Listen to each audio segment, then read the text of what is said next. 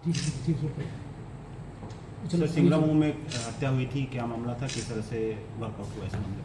देखिए, कल ये 6 जून 2025 को ग्राम खानपुर थाना सिंगरामऊ क्षेत्र में दिलीप गौतम नामक व्यक्ति की संदिग्ध परिस्थितियों में मृत्यु की सूचना प्राप्त हुई थी। सूचना पर तत्काल थाना पुलिस व वरिष्ठ अधिकारियों द्वारा मौका मुआयना भी किया गया था। जो प्रथम दृष्टया सबको देखने से प्रतीत हो रहा था कि सर पर फायर आर्म इंजरी के निशान थे। जो उनके परिजन थे मृतक की, उसकी तहरीर पर हत्या की धारा में अभियोग भी पंजीकृत किया गया था। एक अभिषेक नामक व्यक्ति था जिससे पुराना विवाद था, उसी के विरुद्ध ये अभियोग पंजीकृत किया गया था 302 की धारा में। इस पूरी घटना के अनावरण के लिए पुलिस अधीक्षक महोदय के निर्देशन में 3 टीमों का गठन किया गया था।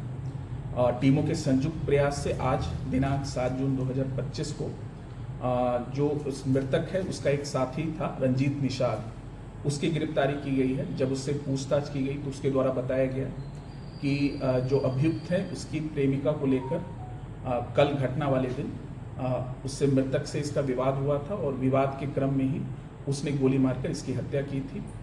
अभियुक्त की निशानदेही पर उसके घर से ही घर के पास जो बालू का एक ढेर था उससे ये 32 बोर का पिस्टल बरामद हुआ है। कुछ जिंदा कारतूस व खोखा कारतूस भी बरामद हुए हैं। इसके आपराधिक इतिहास के बारे में भी जानकारी मिली है। 2021 में एक चोरी का अभियोग इसके विरुद्ध पंजीकृत था।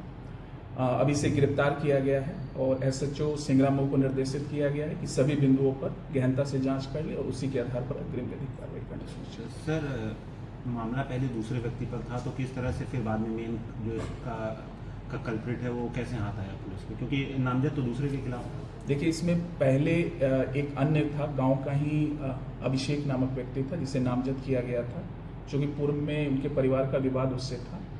लेकिन बाद में हम लोगों ने सभी बिंदुओं पर जांच की, इलेक्ट्रॉनिक साक्ष्य और मैनुअल इसमें पूरी कार्रवाई हुई। इसी के आधार पे हमने इसमें ये निकाला कि जो ये अभियुक्त है, जो संदिग्ध था हमारा, उसके पूरी कार्रवाई और उसके पूर्व के इतिहास के बारे में जानकारी करने पर ज्ञात हुआ कि ये इसका दोस्त अच्छा रहा है और इसके अलावा एक मेडिकल स्टोर इसके घर के पास ही ये चलाता था और इसका पूर्व में इसके साथ मतलब इलेक्ट्रॉनिक साक्ष्य के आधार पे भी और अन्य माध्यम से भी जब हमें जानकारी हुई तब हमने इसे गिरफ्तार कर पूछताछ की और पूछताछ के क्रम के बाद ये पूरी घटना सामने आई है।